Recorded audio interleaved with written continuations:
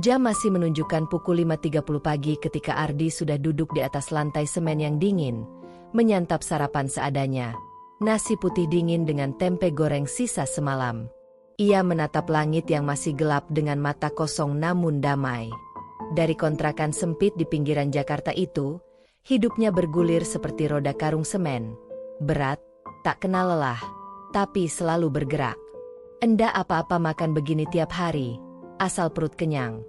Gumamnya pelan sambil tersenyum kecil, mencoba menghibur diri.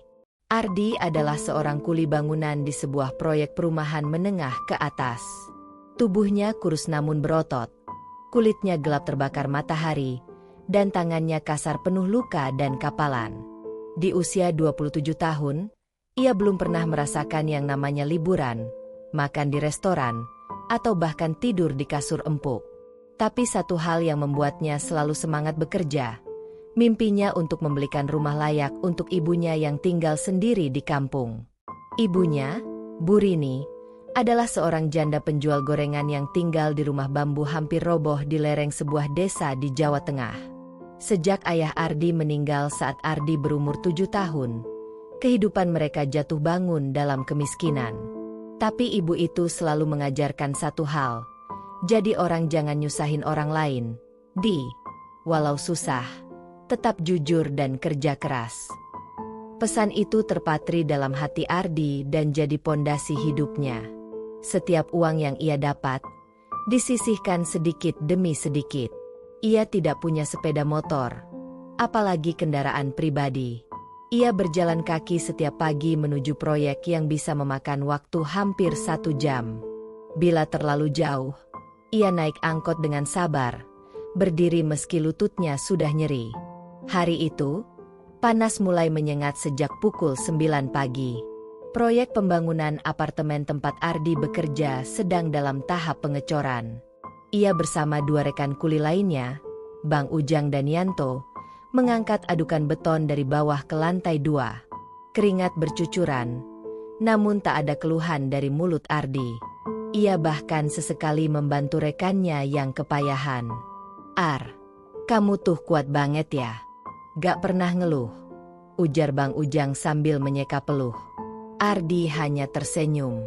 Kalau ngeluh, beton gak bakal naik sendiri, Bang, jawabnya sambil tetap mengangkat ember penuh cor. Saat istirahat siang, Ardi duduk di pinggir proyek sambil membuka handphone jadulnya. Ia menatap foto ibunya yang sedang tersenyum memegang piring isi gorengan. Di matanya, foto itu lebih mahal dari apapun. Ia membuka aplikasi marketplace properti dan mencari rumah-rumah murah di pinggiran kota. Tak ada yang benar-benar mampu ia beli saat ini, tapi ia punya target. 2 tahun ke depan, rumah kecil untuk ibu harus bisa dibeli, meski hanya tipe 21. Tiba-tiba, seorang pengawas proyek menghampirinya. Ardi, ayo cepat, lantai 2 butuh tambahan cor. Jangan lelet. Siap, Pak. Jawab Ardi cepat dan bangkit kembali meski lututnya baru saja beristirahat 2 menit. Hari itu berlalu dengan tubuh terasa remuk, tapi hati Ardi tetap teguh. Saat malam tiba, ia kembali ke kontrakan dan menghitung sisa uang di kaleng bekas biskuit. Hanya Rp1.540.000.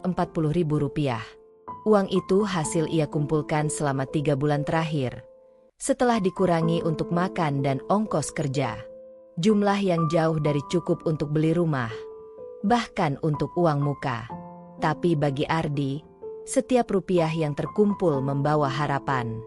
Di kamar kontrakan sempit yang hanya 3x3 meter itu, ia rebahan di lantai beralas tikar. Pikirannya melayang jauh. Bu, Ardi janji. Ardi bakal beliin rumah buat ibu. Rumah yang ada atap kuat, dindingnya tembok, ada kamar mandi dalam, dan gak bocor kalau hujan. Ardi janji. Keesokan harinya, Ardi tak sengaja melihat spanduk besar bertuliskan, promo akhir tahun. Rumah minimalis mulai 250 juta, cicilan ringan. Langsung huni. Ia terdiam cukup lama di pinggir jalan, menatap poster besar itu sambil menggenggam kaleng bekas biskuitnya dalam tas. Gue coba aja tanya. Gak dosa, Kan? Bisiknya pada diri sendiri. Dengan langkah ragu, Ardi mendatangi kantor pemasaran perumahan yang berada di ruko megah, ber-AC, dan berinterior mewah. Ia mengenakan kaos lusuh dan celana kerja, penuh noda semen. Sandalnya pun sudah hampir putus. Namun tekadnya lebih besar dari rasa malunya. Disinilah segalanya akan mulai berubah. Bukan karena nasib tiba-tiba baik, tapi karena tekad seorang kuli yang berani bermimpi di tempat yang semua orang menganggapnya tidak pantas berada. Suasana kantor pemasaran, Aruna Residence, tampak tenang dan profesional. Lantai mengilap, pendingin ruangan bekerja sempurna, dan alunan musik instrumental lembut mengisi ruang. Di dinding terpampang maket perumahan bertingkat dengan desain minimalis modern. Kantor ini bukan tempat yang biasa dikunjungi oleh seseorang yang berpenampilan seperti Ardi. Setidaknya, itulah yang akan dipikirkan kebanyakan orang. Ardi melangkah masuk dengan pelan, ragu-ragu. Kaosnya yang lusuh dan celananya yang terkena noda semen seolah langsung mengundang tatapan sinis dari seorang resepsionis muda berjas biru muda. Wanita itu melirik cepat dari atas ke bawah, lalu kembali sibuk dengan layar komputernya. "Selamat siang. Ada yang bisa saya bantu?" Suaranya terdengar profesional, tapi dingin.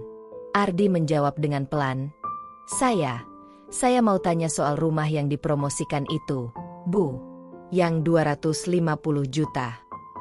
Wanita itu menahan tawa kecil, lalu dengan nada sedikit mengejek berkata, "Oh, maksud Bapak rumah promo? Tunggu sebentar ya." Ia berdiri dan masuk ke ruang dalam. Tak lama kemudian, muncullah seorang wanita mengenakan blazer abu-abu dengan kacamata tebal berbingkai emas. Langkahnya cepat, wajahnya kaku, dan suaranya terdengar berwibawa. Namanya Intan, salah satu marketing senior di Aruna Residence. Ia sudah biasa melayani klien sultan dengan gaya hidup elit. Maka, begitu melihat Ardi, ia menahan ekspresi sinis sebaik mungkin. "Bapak, Ardia," sapanya. "Tadi katanya mau tanya rumah." Ardi mengangguk. "Iya, Bu.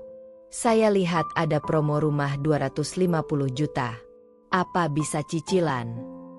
Intan langsung merasa percuma. Tapi ia mencoba tetap menjaga etika, walau nadanya terdengar merendahkan. "Rumah itu sudah hampir habis.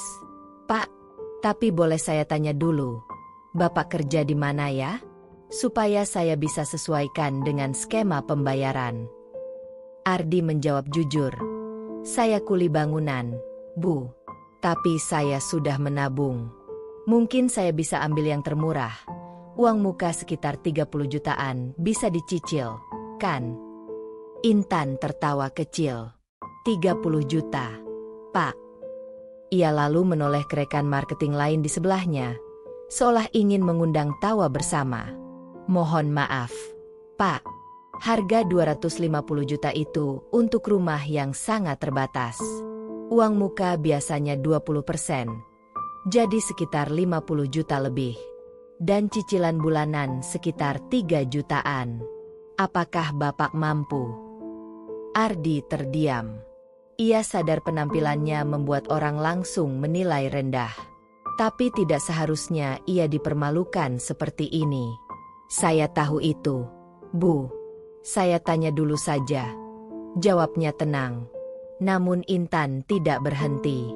Ia membuka buku brosur, lalu menunjuk satu tipe rumah sambil berkata, "Kalau Bapak cari yang 250 juta, itu yang paling pojok, menghadap tembok pabrik, dan jauh dari akses jalan. Tapi biasanya, tipe seperti itu dibeli oleh pegawai kantor. Bapak yakin?" Ardi masih mencoba bersikap sabar. Ia mengangguk perlahan. "Saya sedang cari rumah buat ibu saya, Bu. Jadi, saya tanya dulu buat perbandingan harga." Baru saja ia selesai bicara, masuklah dua calon pembeli lain, sepasang suami istri muda berpakaian rapih. Intan langsung berubah ramah, tersenyum lebar dan menyapa pasangan itu penuh semangat. "Selamat datang. Wah, pas banget.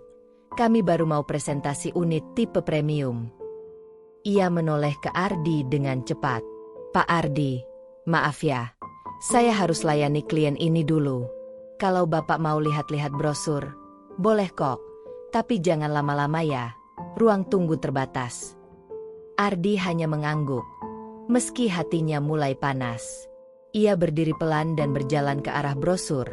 Melihat-lihat tipe rumah yang dipajang di rak. Dari tempatnya berdiri, Ardi masih bisa mendengar suara Intan mempromosikan rumah tipe 500 juta ke pasangan muda itu. Mereka tertawa-tawa, membahas cicilan, dan fasilitas klaster. Intan sesekali melirik ke arah Ardi sambil berbisik pada pasangan itu. Orang kayak dia sering datang cuma buat numpang ngadem. Mas, kita udah biasa. Kalau ditanya-tanya, ujung-ujungnya gak jadi beli. Sayang waktu. Kalimat itu menghantam Ardi tepat di ulu hati. Tapi ia tidak melawan. Ia tahu, harga dirinya diinjak-injak. Namun ia memilih diam. Tangannya meremas brosur kecil yang ia pegang. Bukan karena marah, tapi menahan kecewa. Setelah 5 menit berdiri tanpa dilayani lagi, Ardi memutuskan keluar dari ruangan itu. Ia berjalan pelan melewati pintu kaca tanpa sepatah kata. Beberapa pasang mata menatapnya seolah ia pengganggu. Seolah kehadirannya telah mencemari aroma wangi ruangan ber-AC itu. Begitu sampai di luar, Ardi duduk di bangku depan ruko. Ia menunduk. Napasnya berat. Bukan karena marah, tapi karena harga dirinya diinjak hanya karena penampilannya. Ia mengambil ponsel tuanya, membuka foto ibunya, dan menatapnya lama. Hatinya nyeri. Tapi di tengah luka itu, ada tekad yang mulai menyala lebih besar dari sebelumnya. Bu, nanti kalau rumahnya jadi, kita beli yang paling bagus. Gak usah yang promo, yang hadap taman. Yang bisa ibu duduk pagi-pagi sambil minum teh. Bisiknya lirih. Ia bangkit dari duduknya, berjalan perlahan menyusuri trotoar.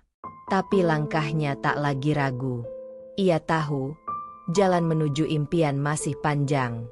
Namun satu hal yang tak pernah bisa dibeli dengan uang, harga diri yang tidak mudah roboh hanya karena dihina. Yang Ardi belum tahu, hari itu akan menjadi awal dari perubahan besar dalam hidupnya. Sesuatu yang bahkan tak pernah dibayangkan oleh orang-orang yang baru saja menertawakannya. Hari-hari berikutnya, Ardi kembali bekerja seperti biasa di proyek pembangunan apartemen.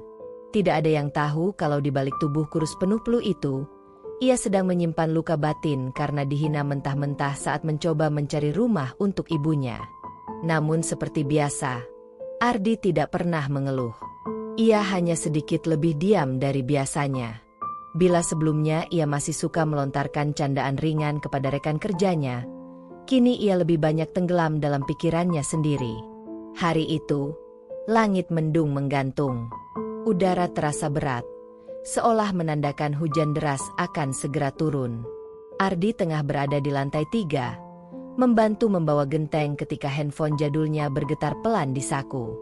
Ia mengambilnya, melihat layar kecil bertuliskan, nomor tidak dikenal. Biasanya ia akan mengabaikan, tapi entah kenapa kali ini ia mengangkat. Halo. Selamat siang, ini dengan Bapak Ardi. Benar. Benar. Maaf. Ini siapa ya? Perkenalkan, saya Seno dari kantor notaris Halim Erekan. Kami sudah beberapa kali mencoba menghubungi Bapak sejak 2 minggu lalu. Kami ingin memberitahukan bahwa Bapak terdaftar sebagai ahli waris sah dari almarhum Bapak Surya Lesmana. Ardi mengernyit. Nama itu terdengar asing. Maaf, Pak. Saya rasa Anda salah orang. Saya tidak kenal siapapun bernama itu. Maaf, Pak Ardi, tapi data lengkap Anda cocok dengan yang kami miliki. Nama ibu Anda, Bu Rini Sumarto, alamat asal Anda di Temanggung, tanggal lahir, semua cocok. Boleh kami minta waktu Anda datang ke kantor kami? Ada dokumen penting yang perlu kami sampaikan langsung. Ardi terdiam. Ia bingung. Ia bahkan tak tahu siapa itu Surya Lesmana. Tapi suara di seberang terdengar serius. Bukan seperti penipuan yang sering ia dengar di TV. "Baik, Pak. Saya coba datang besok pagi ya," ucap Ardi, masih ragu. Setelah menutup telepon, pikirannya kacau. Ia tidak bisa bekerja fokus hari itu. Bahkan beberapa kali ia hampir tersandung karena pikirannya melayang. Siapa sebenarnya Surya Lesmana itu? Esoknya, Ardi datang ke kantor notaris yang terletak di sebuah gedung elit di kawasan SCBD, Jakarta. Ia mengenakan pakaian paling rapi yang ia miliki, kemeja biru pudar yang disetrika seadanya dan celana panjang butut. Ia merasa canggung berada di antara deretan mobil mewah yang terparkir di pelataran. Namun ia memberanikan diri masuk. Begitu tiba, seorang wanita muda menyambutnya sopan dan membawanya ke sebuah ruang kaca yang elegan. Di dalam, seorang pria parubaya berkacamata berdiri menyambutnya dengan hangat. "Selamat datang, Pak Ardi. Saya Seno," ucapnya sambil menjabat tangan Ardi. "Terima kasih, Pak. Tapi, saya masih bingung. Saya nggak kenal siapa-siapa bernama Surya Lesmana." Pak Seno mengangguk pelan. Ia membuka sebuah map tebal di mejanya dan mengeluarkan beberapa dokumen. "Pak Ardi, kami mengerti kebingungan Anda. Tapi izinkan saya jelaskan.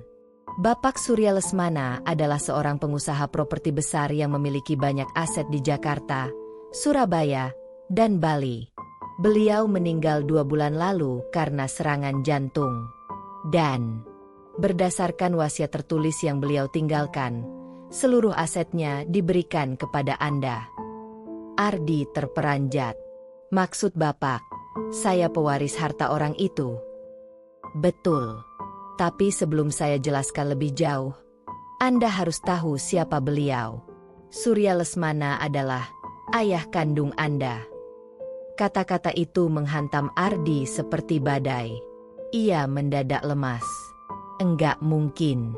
Ayah saya sudah meninggal waktu saya umur 7 tahun.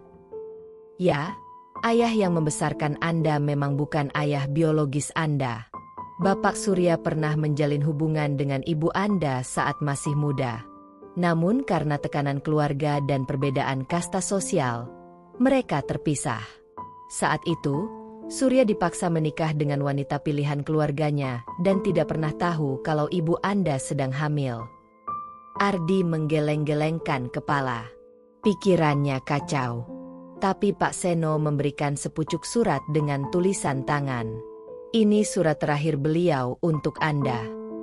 Dengan tangan gemetar, Ardi membuka surat itu. "Anakku Ardi, mungkin kamu membenciku karena aku tak pernah ada dalam hidupmu. Tapi bukan karena aku tidak mau. Aku dicabut dari hidup ibumu dengan paksa oleh keluargaku. Dan aku tidak pernah tahu kalau ibumu sedang mengandungmu. Aku menemukanmu melalui laporan orang kepercayaanku baru-baru ini. Aku bangga padamu.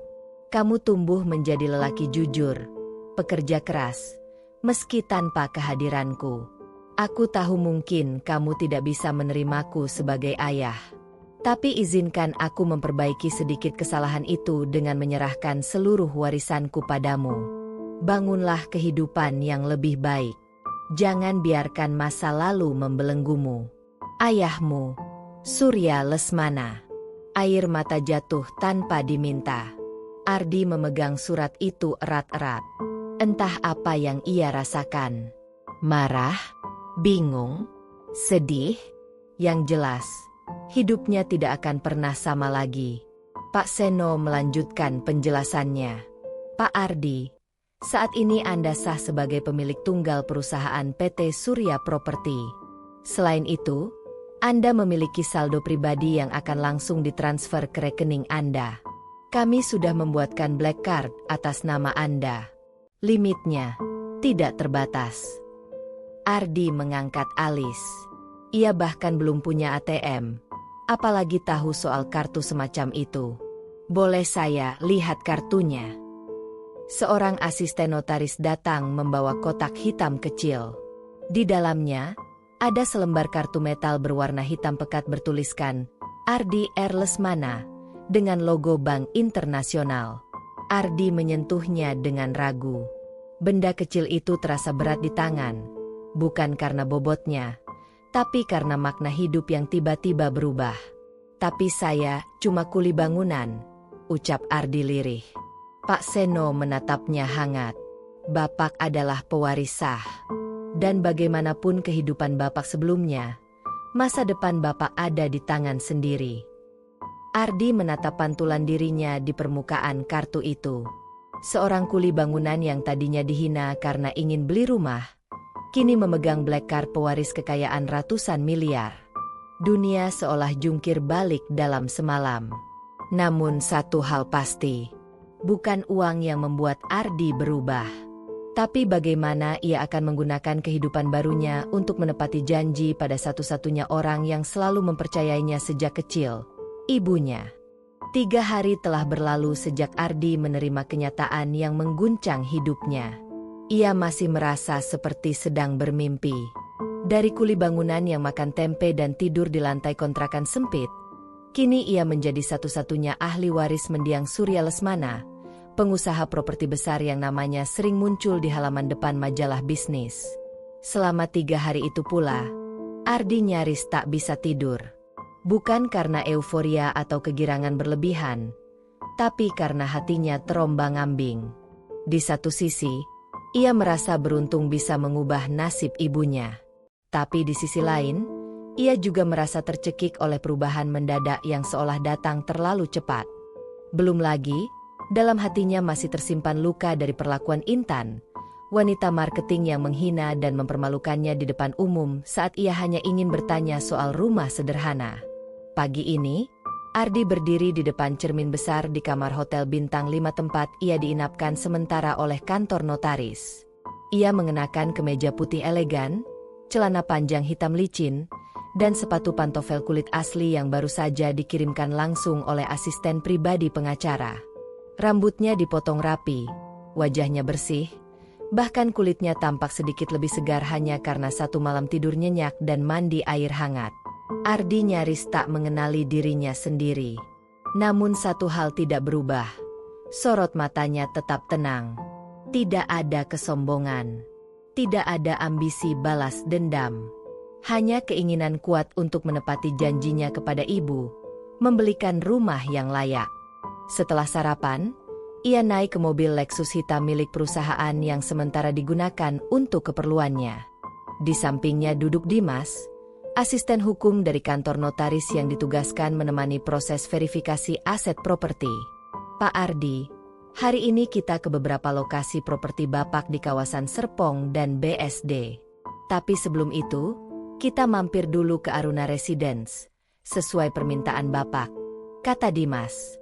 Ardi mengangguk. Saya cuma mau lihat-lihat sebentar, Mas Dimas. Baik, Pak. Suasana kantor pemasaran Aruna Residence tidak banyak berubah sejak kunjungan Ardi terakhir kali. Tapi kali ini, orang-orang yang melihat kedatangan Lexus hitam dengan plat perusahaan properti ternama langsung berdiri. Intan yang sedang sibuk menjelaskan unit rumah kepada pasangan baru pun sempat menoleh. Wajahnya berubah penasaran. Pintu terbuka. Dari dalam mobil, keluar seorang pria muda berpenampilan rapi. Langkahnya tenang, posturnya tegak. Tidak ada yang mengenali sosok itu sebagai pria yang beberapa hari lalu dihina mentah-mentah. Selamat siang, Bapak. Ada yang bisa kami bantu? Resepsionis wanita yang dulu mencibir Ardi kini berdiri sambil tersenyum sopan. Saya ingin bertemu dengan marketing yang bertugas hari Rabu kemarin. Namanya Bu Intan, kalau tidak salah. Seketika resepsionis itu menunduk. Tentu, Pak. Silakan duduk. Saya panggilkan beliau. Intan yang sejak tadi menguping, segera keluar dengan senyum formal. Tapi senyumnya langsung menguap perlahan saat melihat wajah pria itu lebih dekat. Dia berdiri diam. Tatapannya kosong. Iya, saya Intan. Bisa saya bantu, Pak?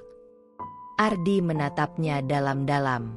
Ia bisa melihat keterkejutan yang tak bisa disembunyikan di wajah wanita itu. Wajar. Intan tidak menyangka bahwa pria di hadapannya ini adalah sosok yang ia hina beberapa hari lalu. Kuli yang dianggap tak layak masuk ke kantor mereka. "Saya datang untuk beli rumah," ujar Ardi pelan namun tegas. "Yang paling mahal di sini. Tipe premium. Hadap taman. Dengan kolam renang. 1 unit." Intan hampir terbatuk. Ia mengerjapkan mata beberapa kali, seolah masih belum percaya. Maaf, Pak, tadi Bapak bilang mau beli." 1 unit. Cash. Ulang Ardi. "Tolong proses cepat. Saya terburu waktu." Intan mencoba tersenyum walau wajahnya tegang. "Tentu, Pak. Tentu. Mohon maaf jika sebelumnya saya belum sempat menyambut dengan baik. Saya akan siapkan berkasnya. Jangan lupa, saya juga mau lihat unit rumah yang dulu saya tanya. Yang 250 juta itu," lanjut Ardi sambil duduk. Intan semakin bingung, tapi ia tidak berani membantah. Ia menyuruh staf lain untuk mencetak brosur dan membawa kunci unit contoh. Sementara itu, Dimas berjalan ke arah Ardi dan berbisik, "Pak Ardi, perlu saya jelaskan status Bapak kepada mereka." Ardi menggeleng. "Belum sekarang. Saya cuma ingin mereka tahu bahwa menghina orang berdasarkan penampilan itu murah sekali harganya." Dimas tersenyum kecil. Ia mulai paham arah tujuan Ardi. Tak sampai 1 jam kemudian, transaksi dilakukan di ruangan tertutup. Ardi mengeluarkan black card miliknya dan menyerahkannya ke staf keuangan untuk proses pembelian unit rumah premium senilai hampir 2,1 miliar rupiah. Saat proses selesai, seluruh staf kantor itu berdiri. Tak satu pun berani menatap mata Ardi. Mereka baru sadar siapa yang sedang mereka layani. Di layar komputer, nama pemilik rumah tertera jelas, Ardi R. Lesmana, nama belakang yang identik dengan Surya Lesmana, pendiri salah satu perusahaan properti terbesar di Indonesia. Setelah selesai, Ardi berdiri dan menghampiri Intan. "Bu Intan," ucapnya datar. Wanita itu langsung berdiri. Kaku. "Iya, Pak. Terima kasih atas pelayanannya hari itu. Saya jadi sadar, harga diri saya jauh lebih mahal dari brosur di meja ini." Intan menunduk. Wajahnya merah padam. Ardi menatap sekeliling ruangan. Semua kini hening, sunyi. Orang-orang yang kemarin meremehkannya, kini berdiri terpaku tanpa suara. "Saya pergi dulu. Rumahnya, kirim surat serah terimanya ke alamat kantor notaris saya." Dengan langkah tenang, Ardi berjalan keluar dari kantor itu, diiringi tatapan campur aduk, heran, malu, dan kagum. Di dalam mobil, Dimas menoleh dan berkata, "Bapak luar biasa sabar." Ardi menghela napas. "Dulu saya pikir balas dendam itu harus dengan marah. Sekarang saya tahu, membuktikan diri dengan tenang jauh lebih menyakitkan bagi mereka." Mobil melaju meninggalkan kantor pemasaran. Dari kaca belakang, Intan terlihat masih berdiri mematung. Kali ini bukan karena keangkuhan, melainkan karena malu yang tak bisa ditebus oleh apapun. Matahari bersinar terik ketika Ardi duduk di balkon kamar hotel tempat ia menginap sementara.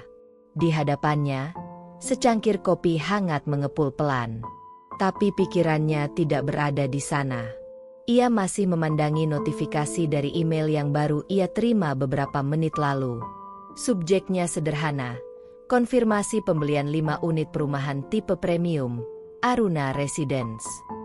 Ya, 5 unit, bukan 1. Keputusan itu bukan karena gengsi atau pamer, tapi karena ia tahu, di luar sana masih banyak orang seperti dirinya dahulu, yang punya mimpi sederhana tapi seringkali dihina karena penampilan atau status sosial. Ia membeli 5 unit dengan rencana matang, 1 untuk ibunya, 1 untuk dirinya, dan 3 lainnya akan ia berikan pada orang-orang yang dulu berjuang bersamanya. Ardi teringat Bang Ujang dan Yanto, dua sahabat sejatinya sesama kuli bangunan. Meski hidup pas-pasan, mereka selalu membantunya tanpa pamrih. Ia juga teringat pada Pak Salim, satpam tua di proyek yang sering memberinya makan siang tambahan tanpa diminta. Orang-orang itu, yang hidupnya tak pernah terlihat oleh dunia, justru memiliki hati yang paling tulus. Hari itu, Ardi mendatangi proyek bangunan tempat ia dulu bekerja. Ia datang tanpa pengawalan, tanpa jas mahal. Ia hanya mengenakan kaos polo sederhana dan celana jeans bersih. Tapi kali ini, ia datang bukan sebagai kuli, melainkan sebagai pemilik saham terbesar perusahaan properti yang mengerjakan proyek tersebut. Para tukang yang sedang bekerja sempat berhenti dan menatapnya. Mereka mengenali wajah Ardi. Beberapa dari mereka bahkan melambai, mengira Ardi hanya mampir seperti biasa. Tapi kepala mandor segera menghampirinya. "Ardi? Wah, udah lama nggak kelihatan. Bro, gimana?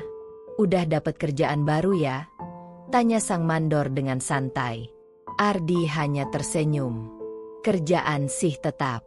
Tapi sekarang saya mau ajak ngobrol beberapa teman lama. Boleh?" "Ya jelas bolehlah. Tapi kita lagi ngejar setoran nih. Kalau bisa, singkat aja ya." Ardi mengangguk, lalu berjalan ke arah Bang Ujang dan Yanto yang sedang mengaduk semen. "Wai, lihat tuh siapa yang datang," teriak Yanto ketika melihat Ardi. "Ardi, kamu kemana aja? Kita kira kamu kabur dari proyek," timpal Bang Ujang sambil tertawa. Ardi ikut tertawa. Ia menepuk bahu kedua sahabatnya, lalu duduk bersama mereka di bawah pohon rindang dekat warung kopi proyek. Setelah saling bertukar kabar, Ardi menatap keduanya serius. "Gue mau ngomong penting, tapi jangan ketawa ya." Yanto langsung nyengir. "Kamu mau nikah ya?" "Bukan.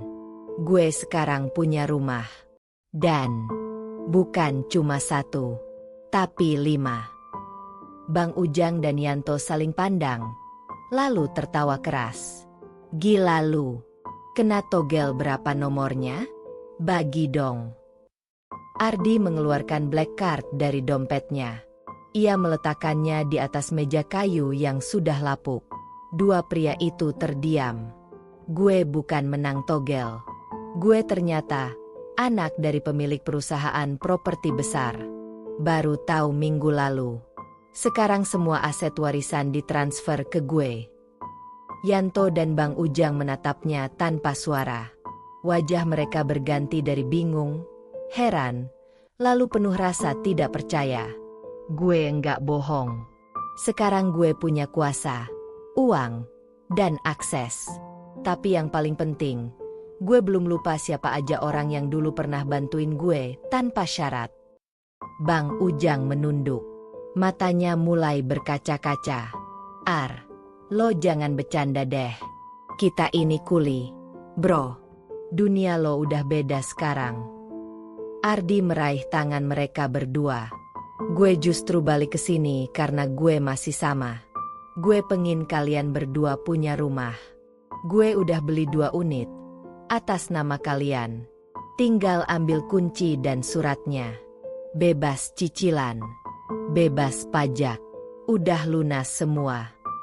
Yanto terperangah. Gue nggak ngerti.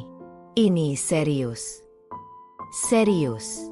Dan 1 unit lagi buat Pak Salim, satpam yang selalu ngasih makan siang lebih ke kita. Udah gue urus."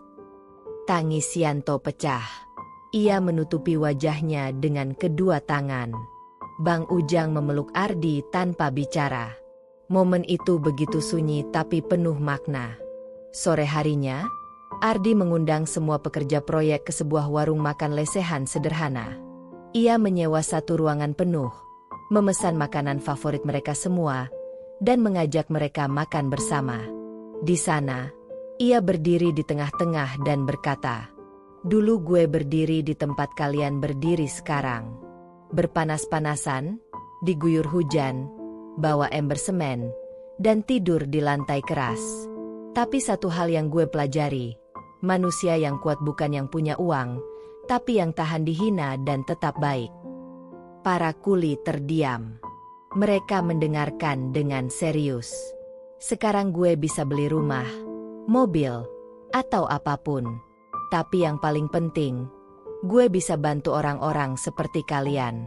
Jadi mulai hari ini, siapapun yang mau belajar lebih, entah tukang, kuli, atau satpam, gue buka pelatihan gratis. Gue bangun pusat pelatihan kerja di daerah kita. Biar kita semua bisa naik kelas bareng-bareng. Tepuk tangan bergemuruh. Tidak ada yang bisa berkata-kata. Di antara mereka, berdiri Ardi yang dulu pernah dianggap biasa saja, kini berdiri sebagai simbol harapan baru. Keesokan harinya, berita tentang pewaris miliarder kuli bangunan mulai ramai di media sosial. Seseorang yang pernah melihat Ardi dihina oleh Intan ternyata merekam kejadian itu diam-diam dan mengunggahnya ke TikTok. Video itu viral dalam hitungan jam. Judul video, "Marketing Ejek Kuli Bangunan, Ternyata Pewaris Perusahaan Properti." Endingnya malu total. Komentar netizen pun membludak. Banyak yang memuji Ardi karena tidak membalas dengan emosi, tapi membuktikan dengan tindakan nyata. Ardi menolak diwawancara. Ia tak ingin kisahnya jadi konsumsi murahan. Tapi ia juga tidak bisa menghentikan perhatian publik. Di tempat lain, Intan menatap layar komputernya dengan wajah pucat. Namanya ikut disebut-sebut di media. Meski video itu tidak menyebut identitasnya secara gamblang, banyak orang mengenalinya dari wajah dan lokasi kejadian. Ia menerima komentar pedas dan kritik keras. Intan mencoba menghubungi Ardi. Ia ingin minta maaf. Tapi Ardi tidak membalas. Bukan karena dendam, tapi karena baginya, diam adalah jawaban paling halus untuk orang yang pernah merendahkan martabatnya. Ardi kini memulai babak baru. Ia bukan lagi kuli, tapi hatinya tetap berpihak pada mereka yang dulu berjalan bersamanya di jalanan berdebu. Balas dendam yang ia pilih bukan dengan kemarahan, melainkan dengan tindakan nyata. Mengangkat orang-orang yang pernah dihina sepertinya, dan membuktikan bahwa harga diri bukan ditentukan dari berapa uang di dompet, tapi seberapa tulus seseorang memperlakukan orang lain. Sudah hampir seminggu sejak video penghinaan terhadap Ardi di kantor pemasaran Aruna Residence viral di berbagai media sosial. Judul-judul video seperti, "Kuli bangunan beli rumah pakai black card", "Marketing kena batunya karena suka menghina orang miskin", atau "Ternyata dia pewaris miliarder", mendominasi lini masa. Setiap potongan video dibagikan ulang ribuan kali. Wajah Ardi tersebar kemana-mana. Beberapa bahkan mulai menjulukinya Sultan Kuli. Ponsel Ardi tak berhenti berdering. Pesan masuk dari wartawan, undangan acara TV nasional, bahkan selebgram yang ingin kolaborasi konten. Sebagian wartawan bahkan berani mendatangi langsung proyek bangunan yang dulu menjadi tempat kerja Ardi, bertanya-tanya tentang siapa sebenarnya pria itu. Sayangnya, hampir tidak ada yang bisa memberikan informasi lengkap. Ardi dikenal sebagai pribadi pendiam, tak banyak bicara, dan nyaris tidak pernah curhat soal kehidupan pribadinya. Namun bagi Ardi, semua sorotan itu terasa tak nyaman. Ia bukan orang yang terbiasa berada di tengah perhatian. Seumur hidup, ia bekerja dalam bayang-bayang keringat dan debu, bukan di bawah lampu sorot dan kamera. Pagi itu, Ardi duduk di beranda rumah barunya, rumah mewah 2 lantai tipe premium yang menghadap taman di perumahan elit yang dulu pernah menolaknya mentah-mentah. Meski rumah itu besar, isi dalamnya masih kosong. Ardi belum menempatinya sepenuhnya. Ia merasa belum pantas, atau mungkin belum siap. Yang paling penting baginya, rumah itu sudah siap untuk dihuni sang ibu. Dari kejauhan, suara mesin mobil terdengar. Sebuah mobil van putih berhenti di depan pagar rumah. Ardi segera berdiri dan berjalan keluar. Saat pintu mobil dibuka, keluarlah seorang wanita parubaya dengan kerudung sederhana dan wajah lelah tapi bahagia. Bu? Lirih Ardi. Matanya berkaca-kaca. Ardi, jawab Bu Rini. Suaranya bergetar. Mereka berpelukan di halaman rumah. Tak ada kata-kata. Hanya air mata bahagia yang jatuh perlahan dari mata sang ibu, yang selama ini hanya mengenal kehidupan dalam rumah bambu, dengan atap bocor dan lantai tanah. Bu Rini menatap rumah megah di depannya. Ini rumah siapa? Di rumah ibu, jawab Ardi. Mantap, ibu. Ibu enggak ngerti. Kamu dapat dari mana uang buat beli semua ini? Ardi menghela napas panjang. Ia mengajak sang ibu duduk di ruang tamu, lalu menceritakan semuanya. Dari telepon dari notaris, identitas ayah kandungnya yang selama ini tak diketahui, warisan yang tak pernah ia duga, hingga penghinaan yang dialaminya saat pertama kali mencoba membeli rumah untuk ibunya. Bu Rini mendengarkan dalam diam. Matanya berkaca-kaca saat mendengar nama Surya Lesmana. Ibu enggak pernah bilang, karena ibu pikir kamu enggak perlu tahu. Ibu takut kamu kecewa. Dulu ibu dan bapak Surya memang pernah dekat, tapi keluarga dia menganggap ibu ini orang kampung miskin. Kami dipisahkan. Saat ibu tahu hamil, ibu sudah enggak bisa hubungi siapa-siapa. Semua pintu tertutup. Ardi menggenggam tangan ibunya. Sekarang semuanya sudah berubah, Bu. Tapi satu hal yang enggak pernah berubah. Pengorbanan ibu. Rumah ini, hasil dari doa ibu selama bertahun-tahun. Beberapa hari setelah itu, Ardi membuat keputusan besar. Ia mendatangi kantor notaris bersama Dimas dan mengajukan permintaan.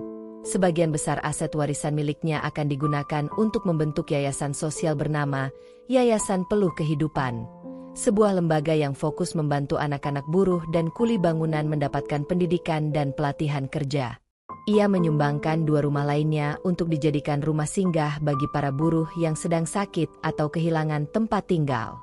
Sisanya, ia gunakan untuk membangun pusat pelatihan kerja gratis bagi masyarakat ekonomi rendah, dengan fasilitas belajar keterampilan bangunan, menjahit, pengelasan, dan perbengkelan. Ketika wartawan mengetahui ini, nama Ardi semakin viral. Tapi pria itu menolak diwawancara.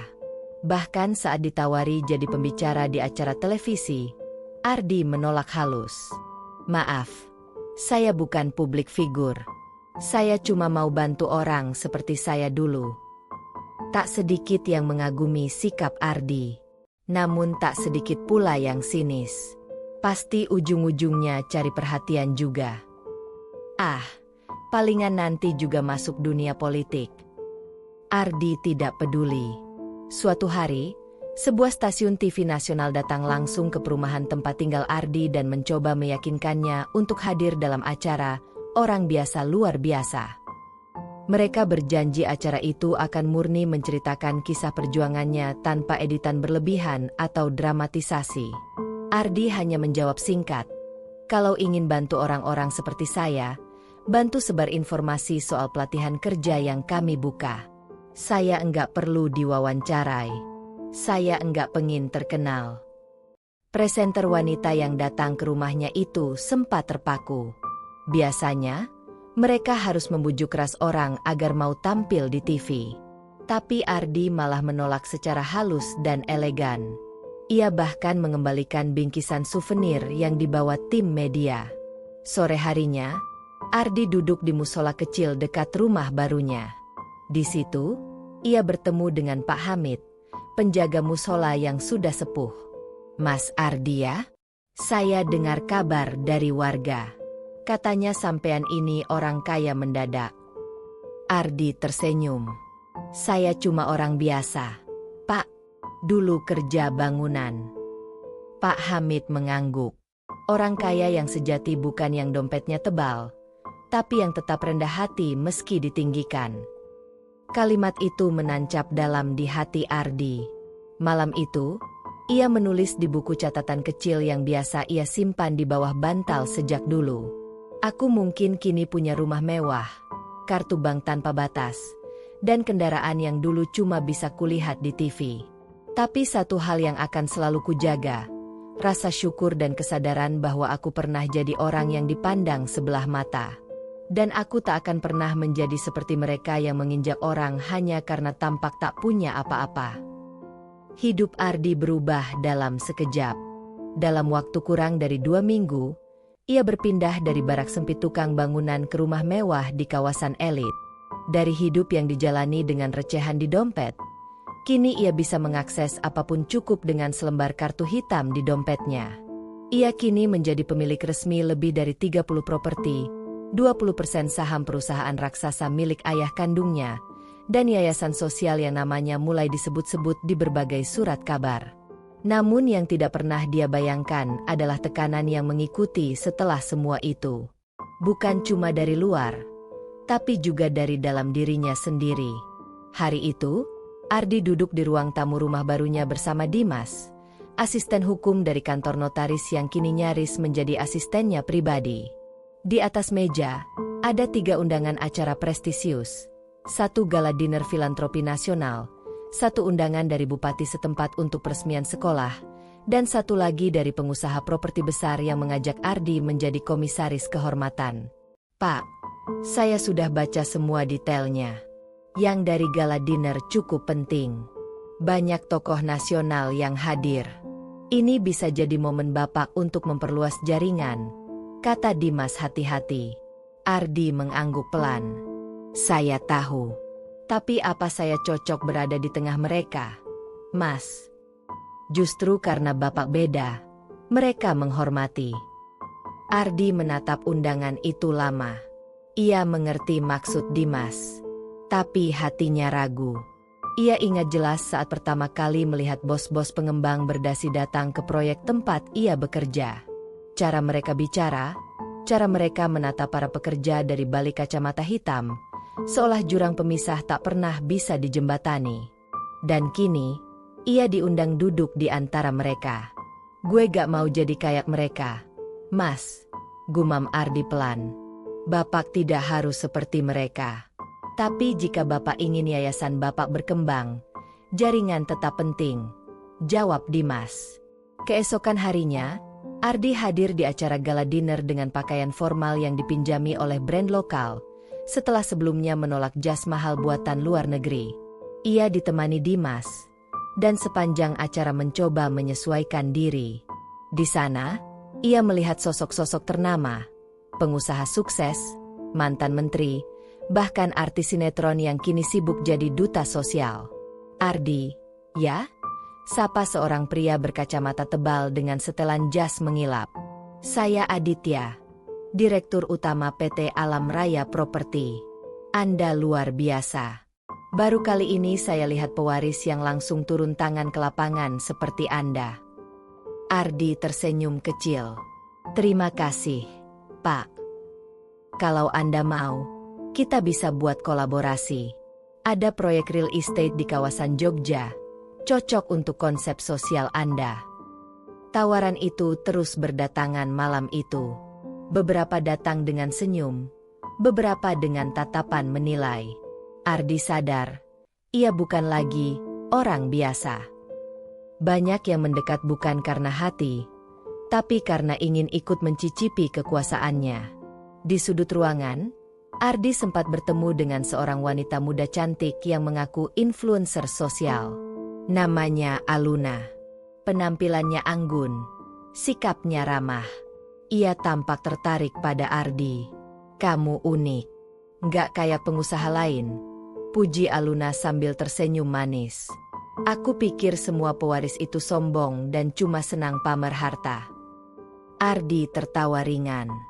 Saya juga pikir semua influencer itu haus kamera. Mereka tertawa. Percakapan itu mengalir. Namun di dalam hati, Ardi mulai gelisah. Ia mulai diseret ke dunia yang dulu ia anggap bukan dunianya. Dunia penuh basa-basi, undangan makan malam, nama-nama besar, dan senyum-senyum yang tak selalu tulus. Beberapa hari kemudian, Ardi mendapat kabar mengejutkan. 2 mantan rekan kerjanya di proyek bangunan, Bang Ujang dan Yanto, diisukan menjual rumah pemberian Ardi. Bahkan media mulai memberitakan bahwa Sultan Kuli hanya mencari panggung, dan bantuan rumah yang ia berikan ternyata jadi ajang spekulasi. Ardi langsung mendatangi rumah mereka. Bang Ujang keluar dengan wajah lelah. "Ujang, kabar di luar aneh-aneh. Gue denger lo jual rumah itu." Ujang menghela napas. "Enggak, Di. Bukan gitu. Gue minjem duit ke koperasi buat modal dagang istri gue. Rumah itu gue jaminkan. Bukan buat dijual." Tapi ada yang ngorek-ngorek cerita terus jadi berita. "Lo bisa bilang ke gue dulu, Bang. Gue takut lo kecewa. Tapi sumpah, gue gak berniat bikin lo malu." Ardi menghela napas. Ia tahu Ujang tidak berniat buruk. Tapi berita sudah menyebar. Banyak yang menyangka bantuan Ardi justru jadi bumerang. Tak sedikit netizen yang mulai mencibir. Ngaku nolong orang miskin, ternyata cuma pencitraan.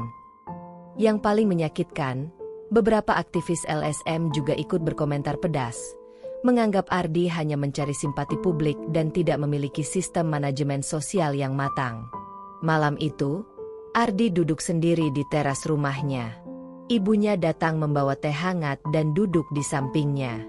"Kamu kelihatan capek," kata Bu Rini lembut. "Iya, Bu." Ardi bingung. Niat Ardi cuma mau bantu. Tapi sekarang malah jadi bahan gunjingan.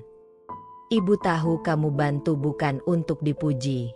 Dan orang baik itu, Di, akan tetap diuji, bahkan setelah dia punya segalanya." Ardi menatap langit. Kata-kata ibunya seperti tamparan lembut. Ia sadar, godaan dunia glamour dan tekanan sosial bukan hal yang bisa dihindari. Tapi justru itulah ujiannya. Beberapa hari kemudian, Ardi mengadakan konferensi pers kecil.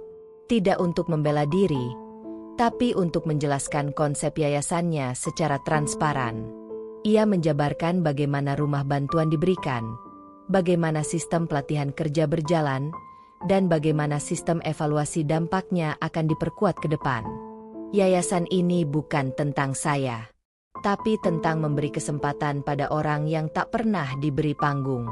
Saya bukan malaikat. Saya juga bisa salah. Tapi saya akan terus belajar." Pernyataan itu membuat publik terdiam. Perlahan, komentar negatif mulai berganti dengan dukungan. Dan yang lebih penting, Ardi mulai menemukan caranya berdiri di tengah badai, dengan kejujuran dan konsistensi. Ia menolak menjadi selebriti. Tapi ia tak akan lari dari tanggung jawab. Ia bukan lagi hanya pewaris, tapi pemimpin yang baru lahir.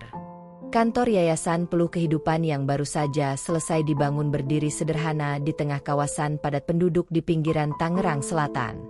Tidak ada pelang mewah, tidak ada arsitektur berlebihan. Hanya bangunan 2 lantai dengan dominasi warna putih dan hijau muda, yang dibangun langsung oleh mantan kuli, tukang las, dan satpam yang diberdayakan Ardi. Setiap hari, puluhan anak muda datang ke sana. Mereka belajar keterampilan, ada yang mengelas, menjahit, ada pula yang mengikuti pelatihan pemasangan instalasi listrik. Semua difasilitasi secara gratis. Bahkan makan siang pun disediakan oleh dapur komunitas yang dikelola oleh ibu-ibu rumah tangga setempat. Sejak diresmikan 3 minggu lalu, yayasan ini langsung menyita perhatian. Bukan hanya dari masyarakat bawah yang merasakan manfaatnya, tapi juga dari para pengusaha, lembaga donor, dan para investor oportunis. Salah satunya, Albert Lesmana. Suatu sore, Ardi sedang berdiri di halaman belakang yayasan, mengawasi sesi pelatihan pertukangan, saat sebuah sedan mewah berhenti di depan gerbang. Seorang pria parubaya dengan jas rapi turun, didampingi 2 orang berkacamata hitam. Dimas yang sedang berada di ruang administrasi segera menyambut. "Pak Albert Lesmana." "Ya, silakan masuk, Pak." Albert tersenyum tenang, lalu menyalami Ardi. "Kamu pasti Ardi. Mirip almarhum Surya." "Ya." Ardi hanya mengangguk sopan. Meskipun sama-sama bermarga Lesmana, ia belum pernah bertemu dengan Albert secara langsung. Ia hanya tahu dari cerita Dimas bahwa pria ini adalah sepupu jauh ayahnya, salah satu taipan real estate di Jakarta yang pernah bersaing ketat dengan Surya Lesmana. "Boleh saya ajak kamu ngobrol sebentar? Di tempat yang lebih tenang?" tanya Albert, masih dengan senyum penuh maksud. Ardi mengangguk. Mereka duduk di teras atas, memandang halaman belakang tempat anak-anak muda tengah serius belajar memotong keramik. Albert mengeluarkan map hitam dari tasnya. Ia membukanya dan menyodorkan selembar dokumen. "Ini proposal kerjasama dari grup kami. Saya tertarik dengan yayasanmu. Gagasannya bagus, realistis, dan punya nilai branding tinggi." Ardi membaca sepintas.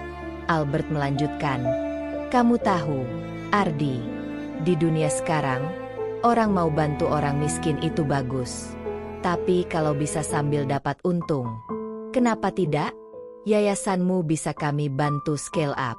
Kami punya jaringan di kota-kota besar. Kita bisa buka cabang di Bandung, Surabaya, Makassar.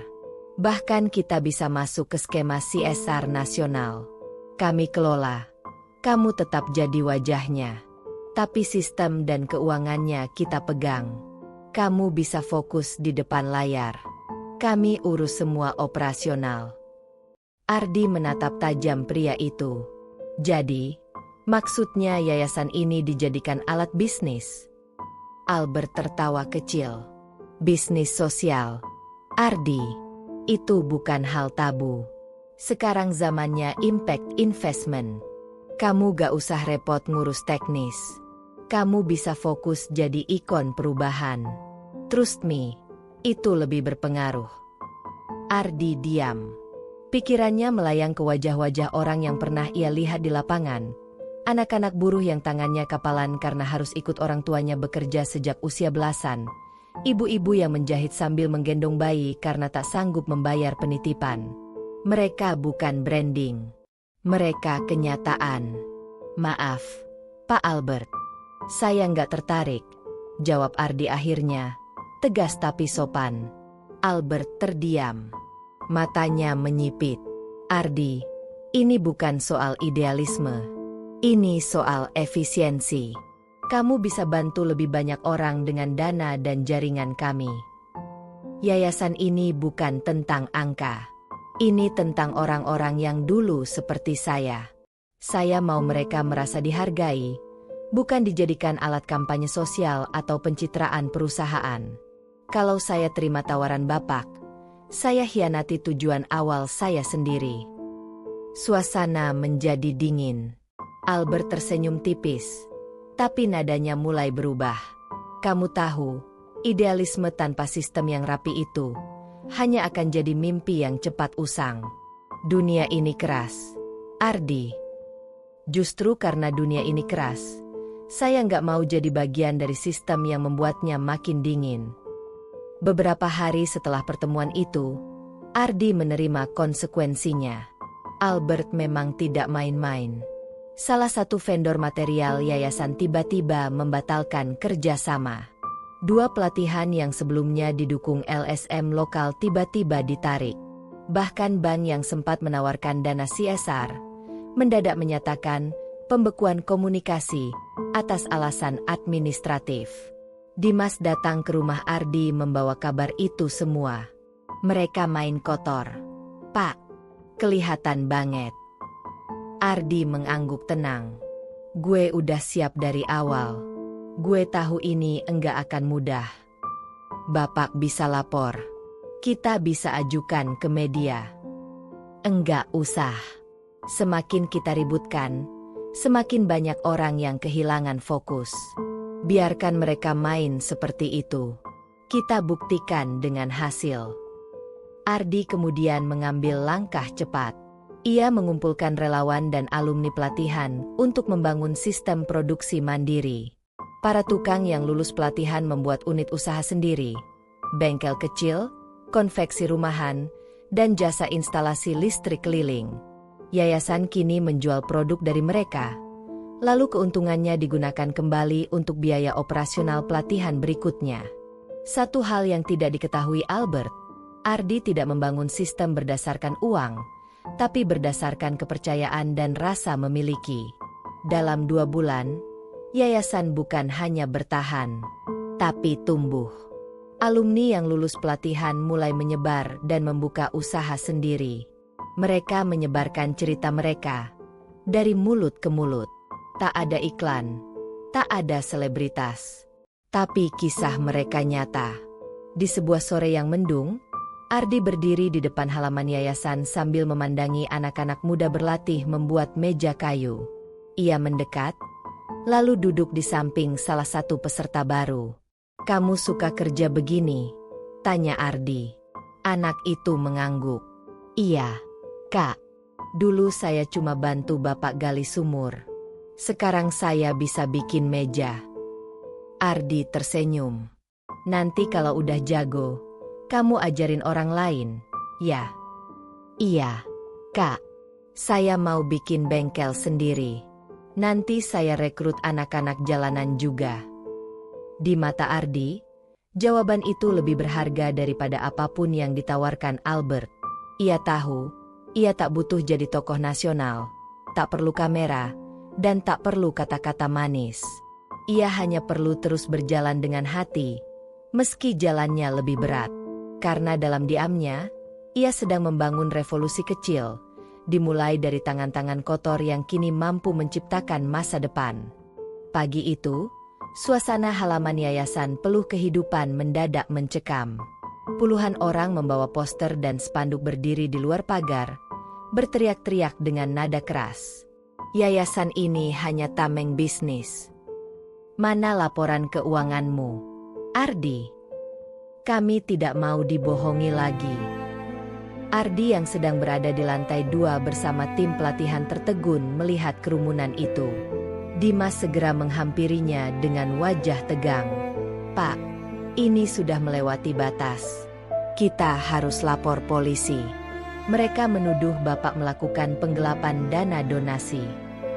Ardi tetap berdiri tenang, meskipun jantungnya berdegup tak karuan. Siapa yang mulai semua ini? Besar kemungkinan kelompoknya Albert. "Pak, sejak Bapak tolak kerjasama itu, mereka gerak cepat. Katanya, ada bukti laporan keuangan yayasan tidak transparan. Padahal kita tidak menerima donasi terbuka," sahut Ardi pelan, nyaris seperti bicara ke diri sendiri. Dimas mengangguk. "Betul. Semua biaya operasional dari dana pribadi Bapak dan hasil usaha anak-anak binaan. Kita tidak pernah buka rekening donasi dari masyarakat.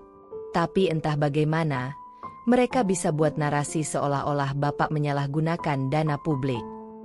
Kerumunan di luar makin gaduh. Beberapa mulai menabuh galon kosong, menciptakan suara keras yang memekakkan telinga. Wartawan pun berdatangan, kamera dan mikrofon diarahkan ke gerbang. Di tengah kekacauan itu, Ardi melangkah turun. Ia membuka pintu pagar sendiri, berdiri di hadapan massa tanpa pengawal, tanpa alat pengeras suara, hanya dengan suara lantang. "Siapa di antara kalian yang merasa pernah menyumbang uang ke yayasan ini? Silakan maju. Saya akan kembalikan 10 kali lipat."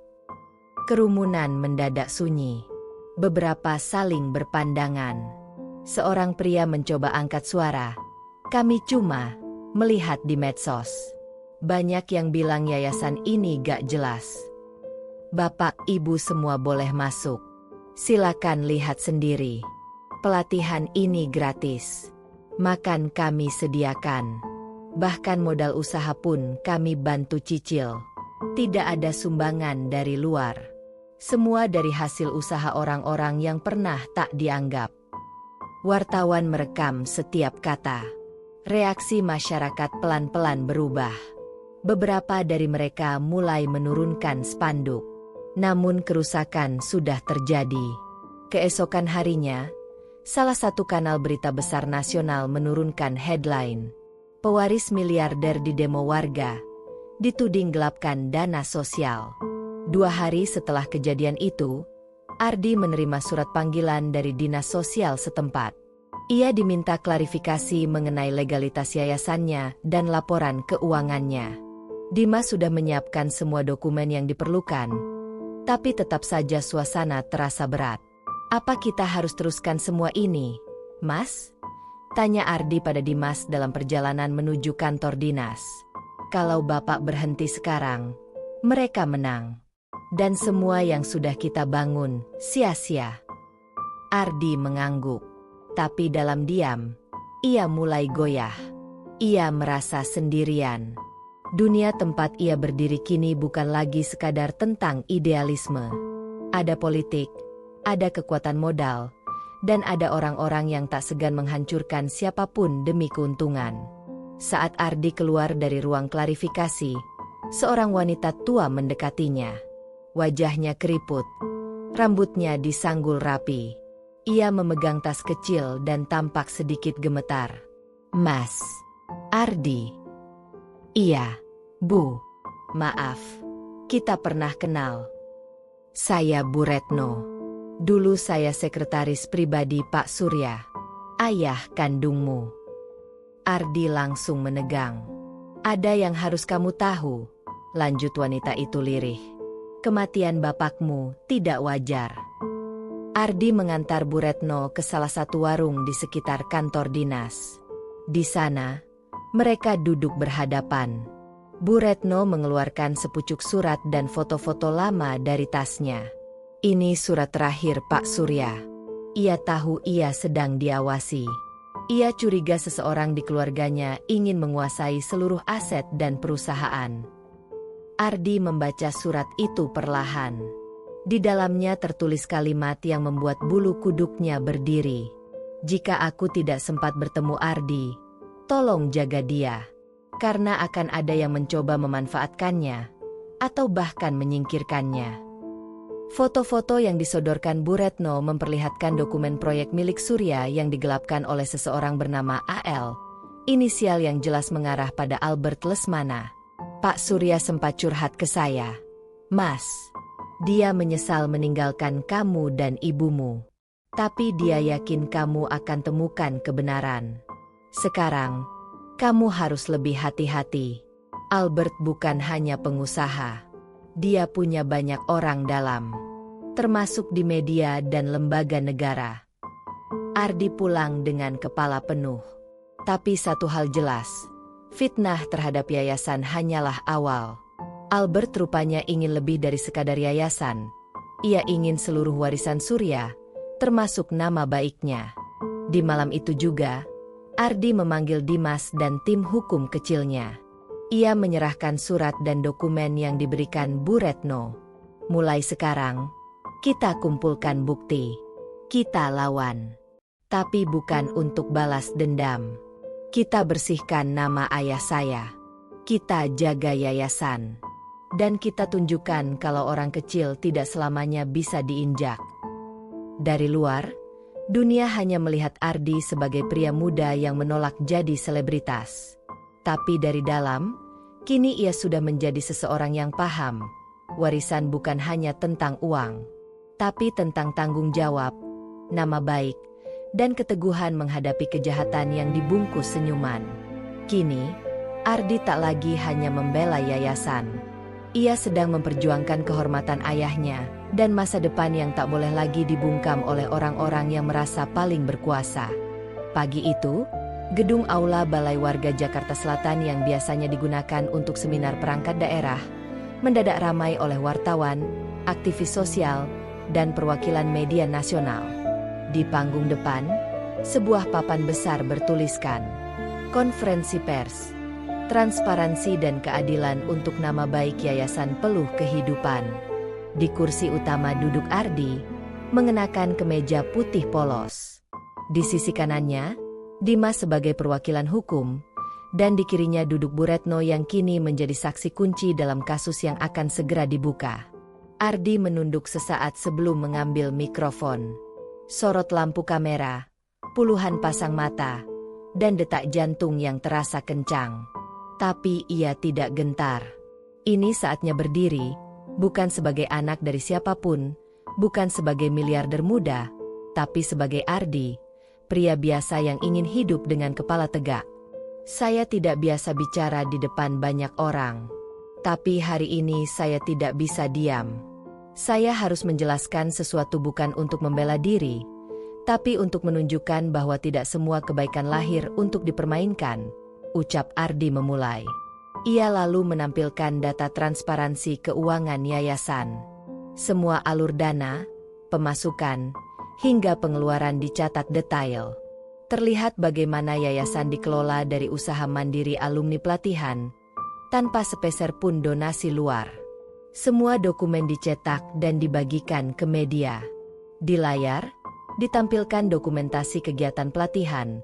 Wajah-wajah muda yang dulu tak punya harapan, kini tersenyum membawa alat kerja sendiri. Kalau ada yang merasa saya melakukan penipuan atau manipulasi, saya tantang tunjukkan buktinya. Tapi jika tidak ada, maka saya mohon cukup hina saya. Jangan hancurkan orang-orang kecil yang sudah berjuang membangun hidup dari nol. Ruangan sunyi. Tak satu pun suara terdengar. Ardi lalu menunjuk arah Bu Retno, yang maju membawa sebuah kotak kayu kecil berisi dokumen-dokumen asli milik almarhum Surya Lesmana. Di dalamnya ada surat wasiat, bukti transfer yang hilang, bahkan draft rencana pengalihan saham yang tidak pernah dieksekusi, semua ditandatangani dan bermeterai. Bukti yang cukup untuk menjatuhkan siapapun yang mencoba memutarbalikkan sejarah. Dimas mengambil alih. Kami sudah melaporkan seluruh dokumen ini ke OJK, pihak kepolisian, dan lembaga anti korupsi. Semua mengarah pada satu nama, Albert Lesmana. Keesokan harinya, media nasional meledak. Headline berubah drastis. Arli Surya Putra menggugat. Yayasan Peluh Kehidupan ternyata murni dari usaha pribadi. Skandal korupsi Albert Lesmana terungkap. Sementara itu, polisi memanggil Albert untuk pemeriksaan. Meskipun ia mengelak dan menyewa tim hukum terbaik, tekanan publik sudah terlalu besar. Investor menarik diri, kepercayaan pasar runtuh, dan dalam seminggu, beberapa proyek miliknya dinyatakan pailit. Ardi tak pernah ikut menjelekan Albert di media. Ia hanya menjawab sekali saat diwawancara. Saya tidak membalas. Saya hanya mengembalikan. 2 bulan berlalu. Yayasan Peluh Kehidupan tak hanya kembali stabil, tapi tumbuh pesat. Cabang di Solo dan Makassar sudah berdiri. Ratusan peserta baru mendaftar setiap minggu. Bahkan beberapa perusahaan swasta kini mengirim CSR secara sukarela, tanpa syarat apapun. Semuanya bermula dari satu hal, kepercayaan. Di sudut dapur komunitas, Bu Rini, Ibu Ardi, membuatkan teh sambil tertawa kecil bersama ibu-ibu lain. Ia tak pernah membayangkan anaknya, yang dulu tidur beralas kardus, kini menjadi pilar untuk ribuan keluarga yang membutuhkan. "Di, kamu sibuk banget sekarang," ujar Bu Rini saat Ardi duduk di sampingnya malam itu. Ardi tertawa. Tapi hati Ardi tenang sekarang, "Bu." Karena akhirnya Ardi bisa bangun sesuatu yang gak sekadar megah, tapi bermanfaat. Ibu cuma minta satu. Jangan pernah jadi sombong. Dunia ini selalu bisa berubah. Ardi menggenggam tangan ibunya. Kalau Ardi berubah, ibu boleh tempeleng Ardi. Mereka tertawa. Malam itu, Ardi duduk sendirian di teras belakang, memandangi cahaya lampu jalan dan suara jangkrik. Di pangkuannya ada sebuah catatan tua, halaman yang dulu ia tulis bertahun-tahun lalu dengan tinta yang nyaris pudar. "Kalau suatu hari saya jadi orang kaya, saya mau punya rumah untuk ibu. Tapi bukan cuma itu. Saya mau bantu orang lain yang pernah dicaci karena miskin, seperti saya dulu. Saya ingin mereka tahu, harga diri bukan ditentukan dari isi dompet, tapi dari keberanian untuk terus berdiri." Kini tulisan itu bukan sekadar angan. Ia telah hidup di dalamnya. Ardi menutup buku itu dan tersenyum. Bukan dunia yang akhirnya mengenal Ardi, tapi Ardi yang akhirnya mengenal dirinya sendiri. Tamat.